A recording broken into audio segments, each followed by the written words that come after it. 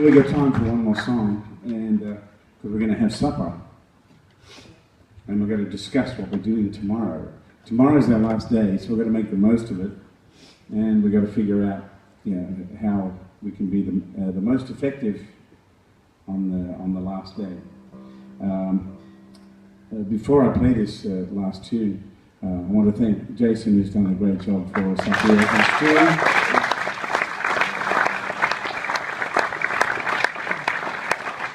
And all my special guests, of course, Tasman and Justin, and my darling wife, Clara, and Sam McNally, thank you, Sam.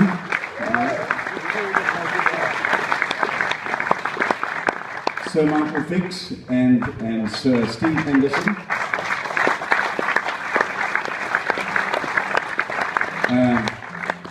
I just realised I called you Justin. Joshua Needs, sorry Josh.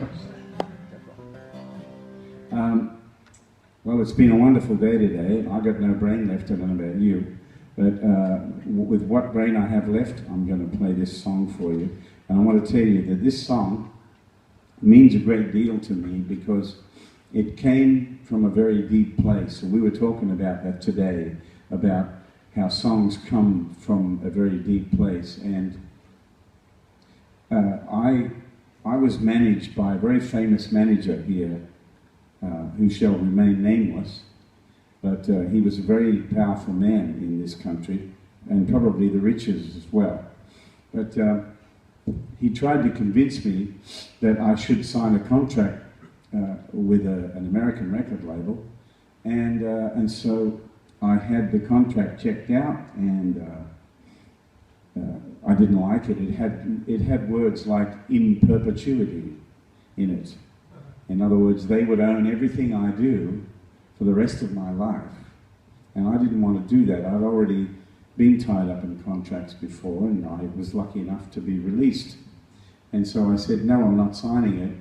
So the record company were very disappointed and said that I would, never get a shot overseas, especially in America. And my manager, who I fired that night, told me the same thing, that this is your only shot. And I said, that's bullshit. This is not my only shot. What are you talking about, And so, because the record company wanted to market me the same way they marketed the Three Tenors and Andre Bocelli. They wanted to put me in a tuxedo and have me play classical guitar with an orchestra and make TV specials and all that. And they said, you can do all your own music later on. But it was actually all my own music that got their interest and got them to present me with a contract. And then when they wanted me to sign the contract, then they really told me what they wanted to do. And I said, well, I don't play classical music, and I'm interested in doing my own thing, and I'm going to play solo acoustic guitar. And they literally laughed at me. They laughed right at me, and they said, there's no market for that kind of thing. Nobody's interested in that kind of thing. So I wrote a letter to them telling them where to put their contract in a dark, damp place, and I wrote this. I didn't hear it, but it sounded good. And then I said, I wrote a fax to my ex-manager telling him that he was my ex-manager now, and I down the bottom I said, I really believe that this is what I'm meant to do, and I'm going to do it. I don't care what you think. And down the bottom I wrote, in the words of Muhammad Ali, all you chumps are gonna bow. I wrote that on the bottom, right? And so I then opened a bottle of Australian red wine and poured myself a big glass and took out my trusty Maiden, and within 20 minutes this song came, and it's a big part of my life, a big part of my heart in this song. And I want you to take encouragement for this song, because we've definitely proved them wrong, and we've definitely changed the way people listen to acoustic guitar, and how popular it is around the world, and how much people love music and how it brings us together. And we don't really give a damn whether record companies like it or not, do we? As long as we do, You know, that's what's important, and we all need to have music and to have something great to be a part of. So here it is.